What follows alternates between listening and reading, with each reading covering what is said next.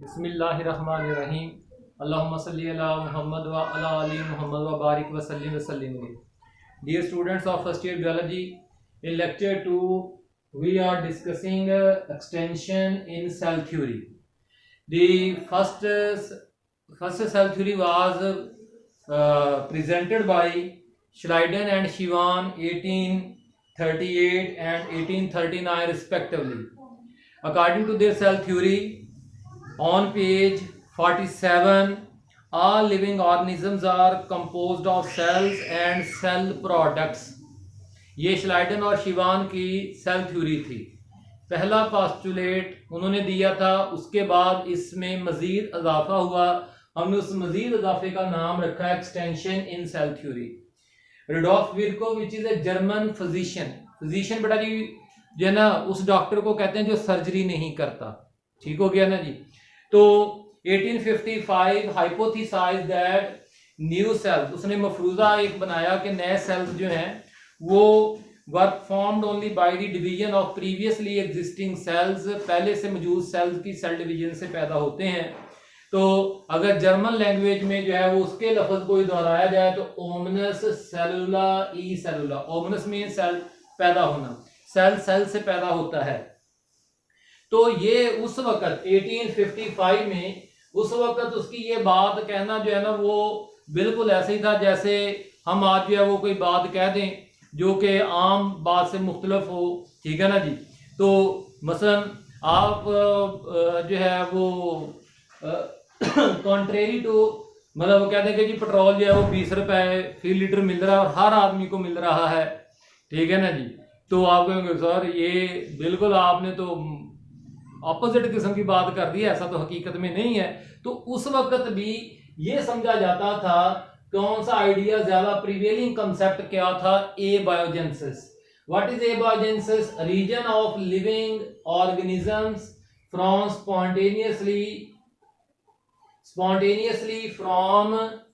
spontaneously from non-living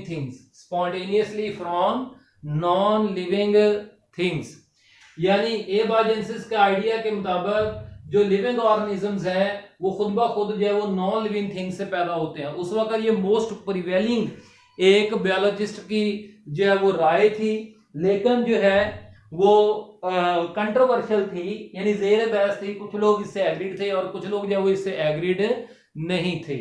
तो अब बेटा जी जो है इसका Lewis pasture the scientist of all times, आज के दौर का भी है, क्योंकि आज भी हम जो वैक्सीन का तरीकाकार अख्तियार करते हैं वो लुईस पास्चर के ही तरीकाकार पर होता है।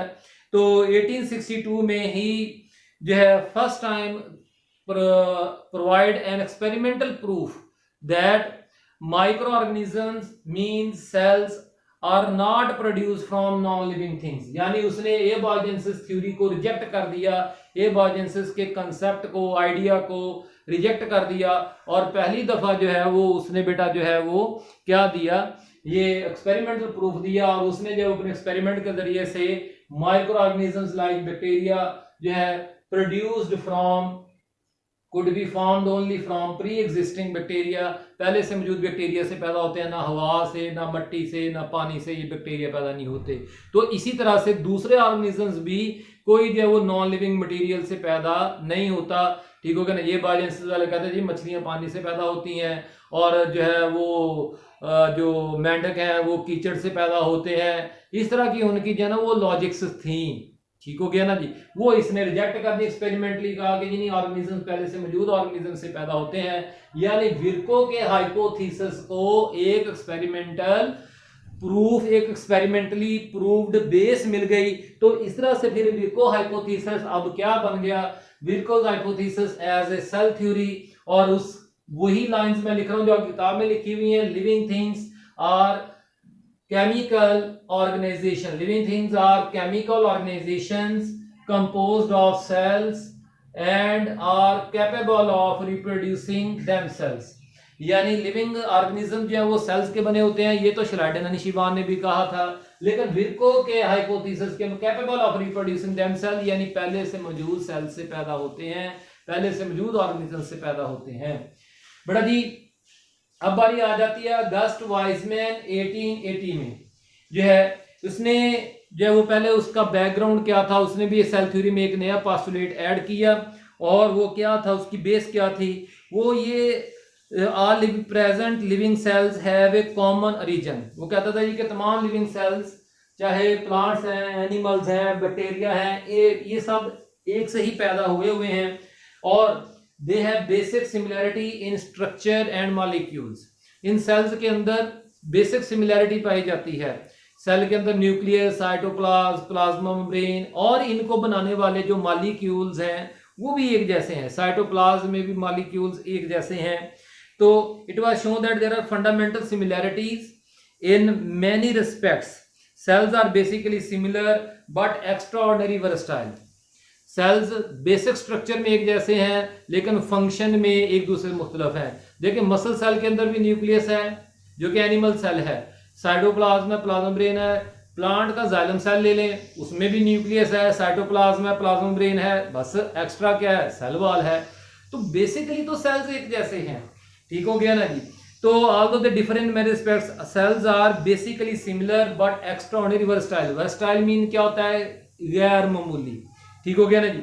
Cell is not only but also functional unit. तो फिर उसने जो है अपना पास्टुलेट दिया सेल थ्योरी का अगला point, cell is not only the structure, कि सेल ही जो है वो तमाम लिविंग ऑर्गेनिजम्स की स्ट्रक्चर को एक्सप्लेन करता है और उसकी वजह है, बल्कि और साथ ही but also the functional unit, बल्कि लिविंग ऑर्गेनिजम्स में जितनी भी लाइफ एक्टिविटीज होती हैं, जो ऐसे प्रोसेसेस होते हैं जो जैसे फोटोसिंथेसिस है, रेस्पिरेशन है, सेल सिक्रीशंस हैं, ये भी सेल की वजह से ही हैं, ठीक है ना जी।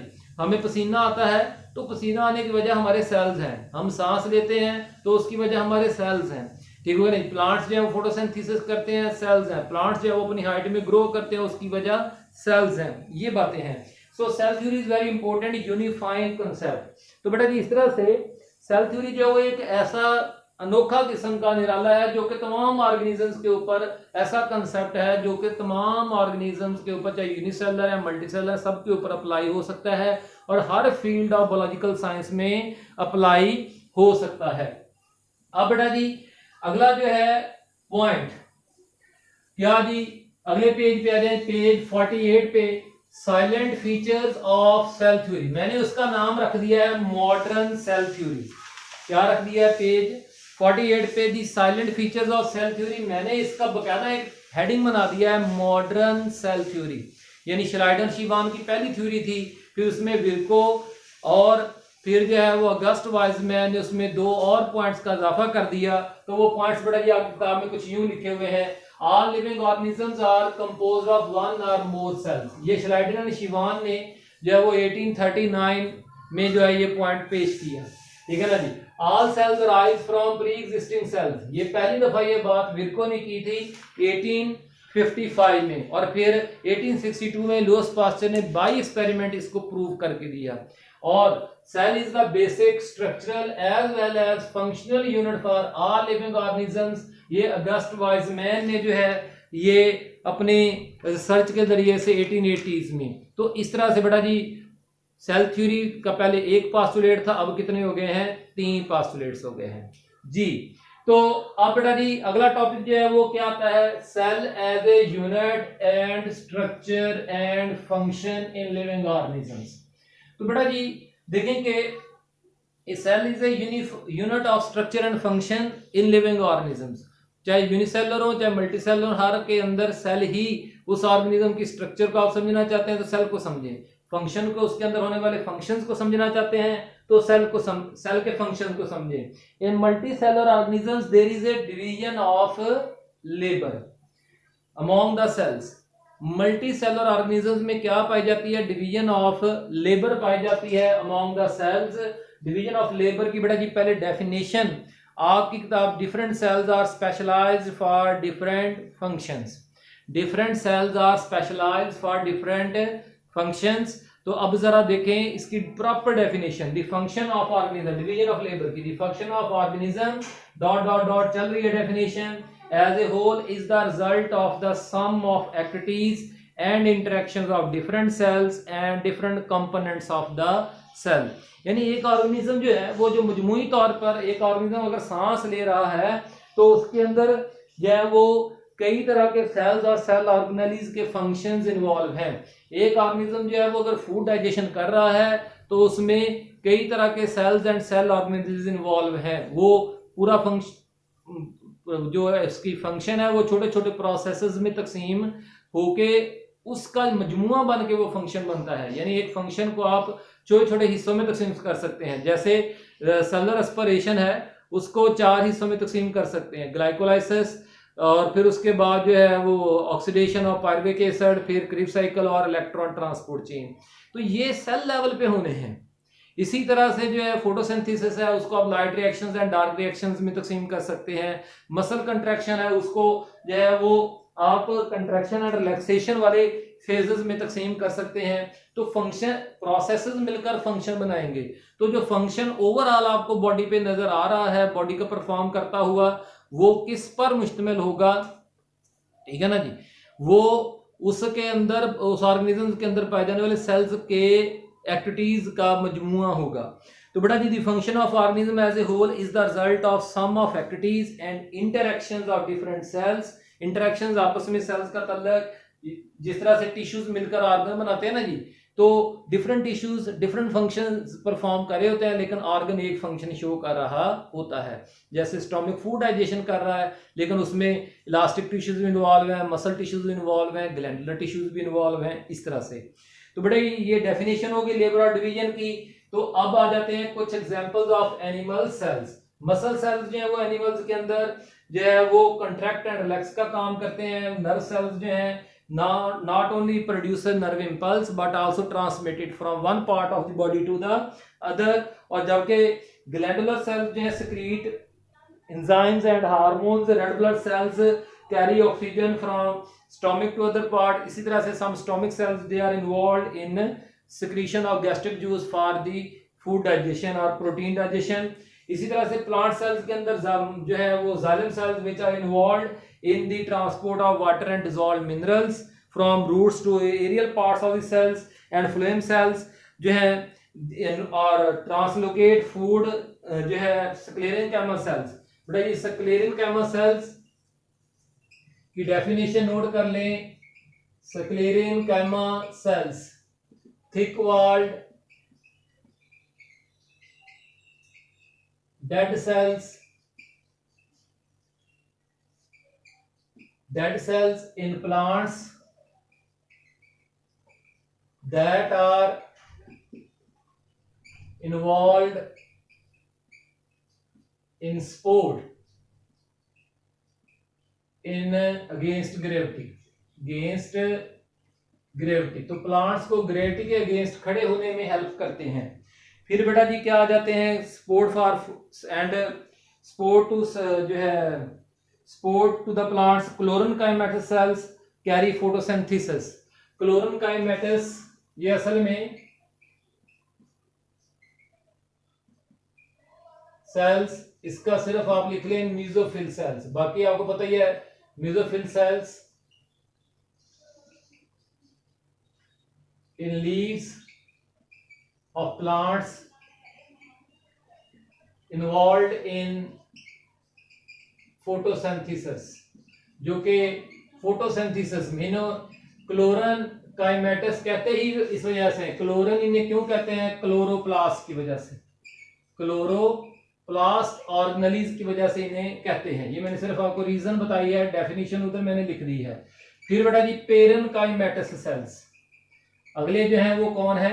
Parenchymatous cells, cell thin walled living cells, thin walled living cells that store food and provide support by turgidity,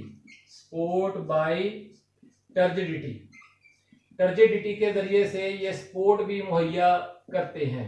तो ये पेरेनकाइमेटस सेल्स प्लांट्स के अंदर। तो अब बेटा जी आखिर में जो है वो कौन रह गए हैं? Meristematic cells, meristematic cells meristematic cells जो हैं that retain the ability, cells that retain the ability of cell division in plants, ठीक है ना जी। तो and are responsible for growth, और प्लांट्स की ग्रोथ के में के जिम्मेदार होते हैं एपिकल मेरिस्टेम्स जो है, shoot apical meristem, root apical meristem और कार्प कैम्बियम, वास्कुलर कैम्बियम, इन सेल्स के ये टिश्यूज हैं। ये सारे मेरिस्टेम देखें सेल्स मिलकर टिश्यू बनाते हैं, ठीक हो गया ना जी। स्क्लेरेंकाइमा सेल से स्क्लेरेंकाइमा टिश्यू, क्लोरेंकाइमा सेल से मेसोफिल टिश्यू, पेरेंकाइमा सेल से पेरेंकाइमा टिश्यू जो कि कॉर्टेक्स, वो एपिडर्मिस के नीचे जो कॉर्टेक्स होता है उसको, और उसके अलावा जो सेंट्रल पिथ में पाए जाते हैं, ठीक है। मेरिस्टेमेटिक सेल जो है ये क्या बनाते हैं, टिश्यूज बनाते हैं, एपिकल मेरिस्टेम्स जो है और कार्प कैम्बियम, वास्कुलर कैम्बियम।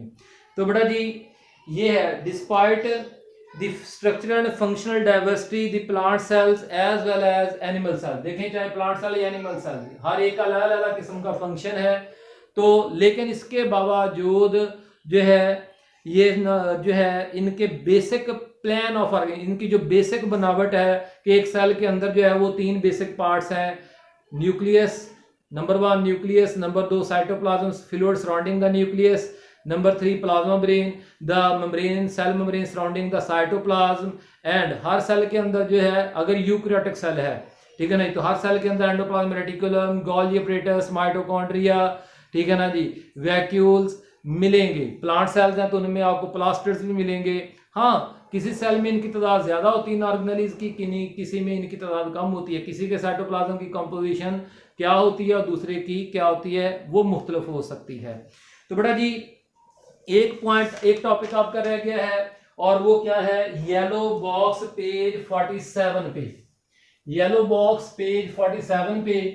तो बेटा जी सबसे पहले जो एक छोटी सी डेफिनेशन है, क्या जी, रेजोल्यूशन क्या है, रेजोल्यूशन, द ह्यूमन रेजोल्यूशन की definition, the human naked eye can differentiate between 2 points which are at least 1 millimetre apart, एक दूसरे से 1 मिलीमीटर। अगर ये 2 पॉइंट्स आपको नजर आ रहे हैं, 2 पॉइंट्स जो भी मैंने बोर्ड पे लगाए, क्या आपको लहदा नजर आ रहे हैं, ठीक है ना जी। तो ठीक है ना जी, अगर आप देखिए मैं इस वक्त देख रहा हूं, अगर मेरा इनसे फासला जो है वो 25 सेंटीमीटर है और मुझे ये लहदा नजर आ रहे हैं, तो इसका मतलब है कि अभी जो है मेरी रेजोल्यूशन ठीक है। अगर ये 2 पॉइंट्स एक दूसरे से कितने फासले पर हों, 1 मिलीमीटर के फासले पर हों, फिर तो ये मुझे लहदा नजर आएंगे। लेकिन अगर इनके दरमियान में फासला 1 मिलीमीटर से कम हो गया तो मुझे ये 1 पॉइंट लगेगा। जैसे अभी आपको भी मैंने 3 स्पॉट्स लगाए हैं, आपको ये तीनों स्पॉट्स जो है वो, क्योंकि ये कैमरा जो है वो काफी दूर लगा हुआ है, ठीक है नहीं, तो आपको तो ऐसा लग रहा है कि मैंने एक स्पॉट लगाया, लेकिन असल में मैंने 2 लगाए। देखिए मेरी 2 उंगलियों को देखें, बहुत आसान से एग्जांपल है। इनके दरमियान में अभी आपको यहाँ पे गैप नजर नहीं आ रहा होगा, ठीक हो गया ना जी। लेकिन अब जो है वो जहां जिस जगह पे आपको गैप नजर आना शुरू हो जाए, समझ लें कि ये आपकी आंख की रेजोल्यूशन है कि वो 2 उंगलियों को लहदा दिखाए, 2 पॉइंट्स को लहदा दिखाए। तो ह्यूमन आई की जो रेजोल्यूशन है वो 1 मिलीमीटर लीस्ट है। कम से कम 1 मिलीमीटर पे अगर कोई 2 पॉइंट्स या 2 ऑर्गेनेलिज या दो ऑर्गेनेलिज या 2 ऑब्जेक्ट्स पड़े हैं तो उनको लहदा दिखाता है, ठीक हो गया ना जी। लेकिन अगर 1 मिलीमीटर से कम हो तो वो उनको लहदा दिखाएगा, उनको एक ऑब्जेक्ट दिखाएगा। 2 ऑब्जेक्ट्स हैं, 2 ऑर्गेनेलिज हैं, 2 पॉइंट्स लेकर नहीं। तो हम इस ह्यूमन रेजोल्यूशन को क्या कहते हैं बेटा जी, एक्स कहते हैं। क्या कहते हैं, एक्स। द ह्यूमन नेक्ड आई की इसको एक्स के नाम से हमने पुकार दी है। ये हमारे आई लेंस की रेजोल्यूशन है। तो the resolution can be increase with the aid of lens, हम ऐनक लगा लें तो रेजोल्यूशन बढ़ सकती है। आगे चलते हैं, टिपिकली कंपाउंड माइक्रोस्कोप। कौन आ गई बेटा जी, कंपाउंड माइक्रोस्कोप। सबसे पहले इसे कंपाउंड माइक्रोस्कोप क्यों कहना है, क्योंकि इसमें दो लेंस पाए जाते हैं, एक आई पीस जिसे आकुलर लेंस भी कह देते हैं, आई पीस का दूसरा नाम क्या है, आकुलर लेंस। ठीक हो गया ना जी, आई पीस और ऑब्जेक्टिव लेंस। देख लें आई पीस ऊपर लगा हुआ है और ऊपर मैंने आंख भी बनाई है, ये बॉडी ट्यूब है, ये उसका आर्म है, ये नीचे ऑब्जेक्टिव लेंस है, यहाँ पे स्लाइड रखी जाएगी स्टेज के ऊपर, ये मिरर है। मिरर जो है ये रोशनी को रिफ्लेक्ट करता है और इस तरह से याद रखें बेटा जी, कंपाउंड माइक्रोस्कोप का दूसरा नाम क्या होता है, ऑप्टिकल माइक्रोस्कोप भी होता है। क्या होता है, ऑप्टिकल माइक्रोस्कोप, क्योंकि ये कंपाउंड या ऑप्टिकल माइक्रोस्कोप जो है वो रोशनी से चलती है, इसलिए ऑप्टिकल माइक्रोस्कोप। कंपाउंड इसलिए कहते हैं क्योंकि इसमें दो लेंस, हमारी आंख भी माइक्रोस्कोप है लेकिन सिंपल माइक्रोस्कोप है, क्यों, उसमें एक लेंस है। अच्छा जी, तो अब जी कंपाउंड माइक्रोस्कोप की जो रेजोल्यूशन है वो in a typical compound micro resolution is 2 micrometer. 2 micrometer. देखें ह्यूमन आई की कितनी थी, ह्यूमन आई की रेजोल्यूशन कितनी थी, x। ठीक हो गया ना जी, क्या थी, हमने इसको क्या नाम दे दिया जी, x, और x वैल्यू थी और वो क्या थी 10 मिलीमीटर। अगर यानी 2 पॉइंट्स एक दूसरे से 1 मिलीमीटर के फासले पे तो हमें अलग-अलग दिखाएगी। लेकिन अब दूसरी तरफ आ जाएं, दूसरी तरफ क्या, कंपाउंड माइक्रोस्कोप जो है उसकी रेजोल्यूशन, कंपाउंड माइक्रोस्कोप की रेजोल्यूशन कितनी हो गई है, 2.0 माइक्रोमीटर। यानी जो है हम अगर कहें तो ह्यूमन आई के मुकाबले में 500x टाइम्स ज्यादा हो गई है, 500 गुना ज्यादा, 500 गुना ज्यादा। यानी वो दो ऑर्गेनेलीज या वो दो पॉइंट्स जो कि एक दूसरे से 2 माइक्रोमीटर के फासले पर हैं, कंपाउंड माइक्रोस्कोप उनको अलग-अलग दिखाएगी। ठीक हो गया ना जी। फिर बेटा जी एक पॉइंट है जी मैग्निफिकेशन। पहले तो मैग्निफिकेशन की डेफिनेशन लिखी हुई है, मैं बोल दूं, आपको वादे तौर पर नजर आ रही होगी। Ability to magnify the image of an object, किसी भी ऑब्जेक्ट के इमेज को बड़ा करके दिखाने की सलाहियत क्या कहलाता है, मैग्निफिकेशन। लेकिन फिर बेटा जी एक टर्म है magnification power. Magnification power, magnification power जो है वो कैसे निकालते हैं, देख लेंगे। मैग्निफिकेशन पावर यानी माइक्रोस्कोप जो है ये कंपाउंड माइक्रोस्कोप, इसकी मैग्निफिकेशन पावर आप बढ़ा सकते हैं किस तरह से, बाय मल्टीप्लाइंग, कैलकुलेट करनी है मैग्निफिकेशन पावर जो है by multiplying resolution of ocular lens with resolution of objective lens. मिसाल के तौर पर हम आपकी किताब वाली एग्जांपल ले लेते हैं। मसलन आकुलर लेंस की जो है, आकुलर लेंस जो है उसकी रेजोल्यूशन कितनी है जी, उसकी रेजोल्यूशन है 10x। ठीक हो गया, इसको मल्टीप्लाई कर देना है किसके साथ, जो है वो 40x ऑब्जेक्टिव लेंस की, तो मैग्निफिकेशन पावर कितनी बन गई, तो फिर मैग्निफिकेशन पावर जो है वो हो जाएगी 10 मल्टीपल 4400x। इस तरह से बेटा जी रेजोल्यूशन जो है इलेक्ट्रॉन माइक्रोस्कोप की वो 2 to 4 एंगस्ट्रॉन है। जो 2 to 4 एक एंगस्ट्रॉन होता है ना जी, एक एंगस्ट्रॉन जो है वो 10 पावर -10 मीटर का होता है। तो इसलिए हम कह सकते हैं कि जो है वो मतलब मैक्सिमम वैल्यू ले लेते हैं 4 × 10 पावर -10 मीटर। तो इलेक्ट्रॉन माइक्रोस्कोप की इतनी ज्यादा रेजोल्यूशन की वजह जो है वो उसमें इस्तेमाल होने वाली क्या है, इलेक्ट्रॉन बीम गन है। इसमें लाइट की बजाय इलेक्ट्रॉन रेज जो है वो इस्तेमाल की जाती हैं।